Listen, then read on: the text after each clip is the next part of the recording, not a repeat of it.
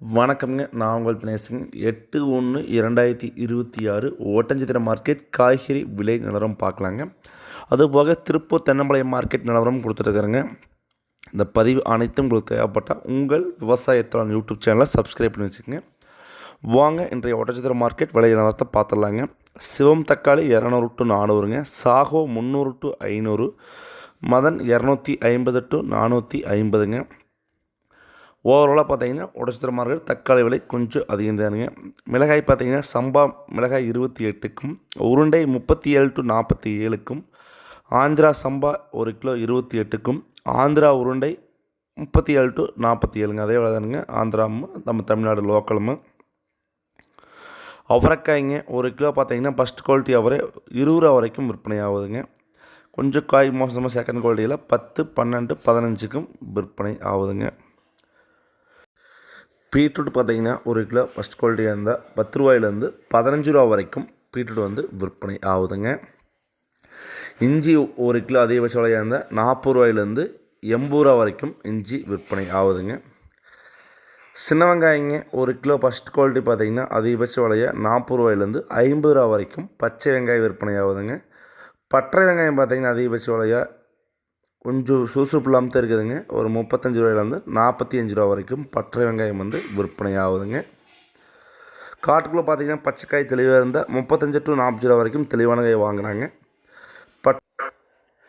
பெரிய வெங்காயங்க 1 கிலோ பார்த்தீங்கன்னா 10 ரூபாயிலேருந்து 30 ரூபா வரைக்கும் விற்பனை ஆகுதுங்க ஹோல்சேல் ப்ரைஸில். சில்லறை விற்பனை பார்த்தீங்கன்னா கொஞ்சம் ரேட் ஜாஸ்தியாக வருங்க காய் குவாலிட்டி போல்.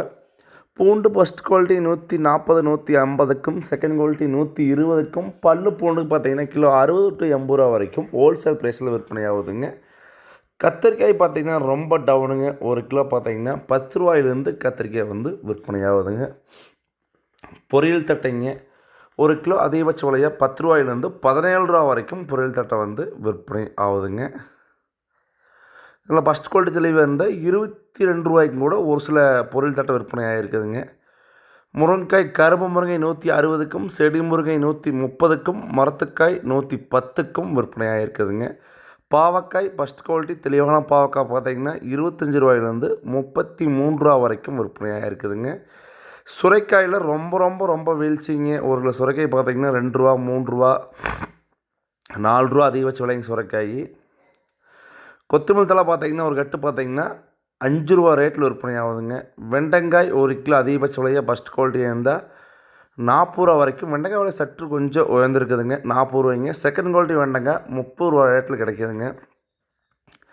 கோவக்காய் 15 ரூபாயிலிருந்து 24 ரூபா வரைக்கும் கோவக்காய் விற்பனை ஆகிருக்குதுங்க.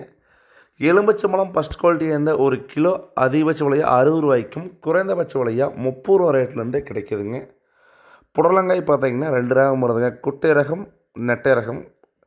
குட்டை ரகம் பார்த்திங்கன்னா 10 ரூபாய்க்கும், இன்னொன்று பார்த்திங்கன்னா நீலக்காய் பார்த்திங்கன்னா நெட்டை ரகம் 12 ரூபா வரைக்கும் விற்பனை ஆகுதுங்க. இது கொத்தவரைக்காய்மாங்க, சீனி அவரைக்காய்ன்னு சொல்லுவாங்க உடச்சதில்.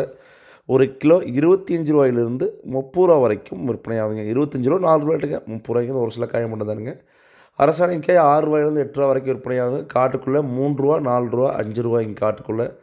பூசணிக்காய் 8 to 10 ரூபா வரைக்கும் விற்பனை ஆகுதுங்க காட்டுக்குள்ளைங்க. அங்கே 12 to 14 ரூபா வரைக்கும் விற்பனை ஆகுதுங்க சில்லறை விற்பனை. தொடர்ந்து உங்கள் விஷயத்தில் யூடியூப் சேனலில் பாருங்கள். விவசாயம் மற்றும் நர்சரி சம்மந்தப்பட்ட நாற்று பண்ண வச்சுக்கலாம், நாற்று பண்ண பதிவும் போட்டிருக்கிறேங்க. திருப்பூர் தென்னம்பாளையம் மார்க்கெட்டும் போட்டிருக்கிறேங்க. தொடர்ந்து பாருங்கள், பயன்பெறுங்க. நன்றி, வணக்கம்.